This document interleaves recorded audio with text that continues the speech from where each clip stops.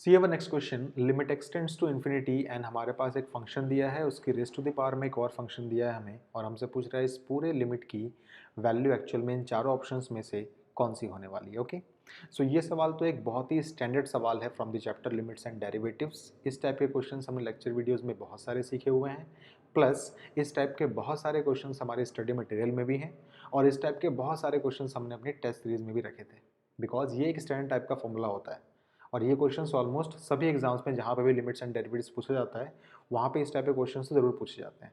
ठीक है, सो ध्यान से देखिए, आप सबको पता है कि जब कभी भी आपकी लिमिट्स को पुट करने पे आपको 1 raise to the power infinity मिले और आपका जो सवाल दिया है वो इस सवाल इस फॉर्मेट में हो, limit x tends to infinity and f x raise to the power g x, तो आप इस सवाल को बोल सकते हैं लिमिट x tends to infinity and then 1 plus fx minus 1 की फॉर्मेट में आप इसको कन्वर्ट कर सकते हैं, और ऊपर आपके पास gx है। और वहाँ पे जब मैं आपको लेक्चर वीडियो सिखा रहा था तो वहाँ पे मैंने आपको सिखाया था कि ये कैसे कन्वर्ट हो जाता है e raise to the power limit x tends to infinity में, और यहाँ पे आपको लिखना पड़ेगा fx माइनस 1 इनटू में gx। मैंने सिखा रखा है सब कुछ लेक्चर वीडियोस के अंदर कि कैसे ये कन्वर्ट होता है। ओके, नाउ ध्यान से देखिए, तो आपको मेनली अपने इस पूरे क्वेश्चन को कन्वर्ट करना पड़ेगा इस फॉर्मेट में, एंड देन इस कन्वर्जन से आप लोग अपने पूरे सवालों को कन्वर्ट कर सकते हैं इस फॉर्मेट में, और यहाँ से अपनी लिमिट को आप इवेल्युएट कर सकते हैं।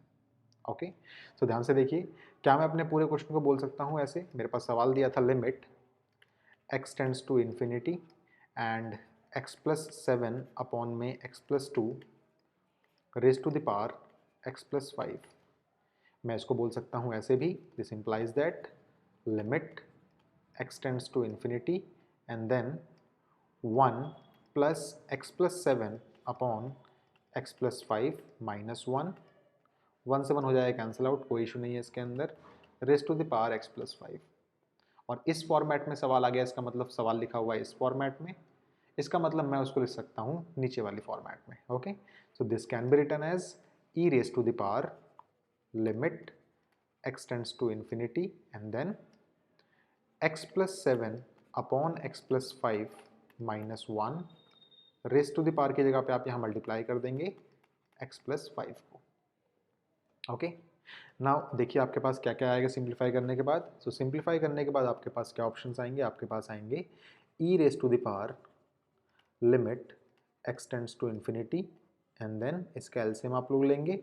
एलसीएम आपके पास आएगा x प्लस, आई गेस यहाँ पे 2 लिखा था, यहाँ पे 2 है। Okay, x plus 2 x plus 7 minus x plus 2 and then multiplied by x plus 5, which implies आपके पास क्या मिलेगा आपको? सो आपको मिलेगा limit x tends to infinity and then simplification कीजिए अंदर x प्लस 7 माइनस में आपको मिलेगा x माइनस 2। ओके, सो ये हो जाएगा x x cancel out, 7 minus 2 is 5 upon में x plus 2 and multiplied by x plus 5।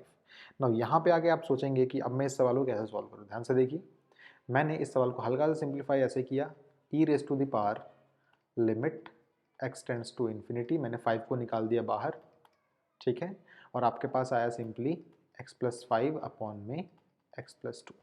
मैंने न्यूमरेटर में भी डिवाइड बाई x किया और डिनोमिनेटर में भी डिवाइड बाई x किया, तो मुझे क्या मिलेगा?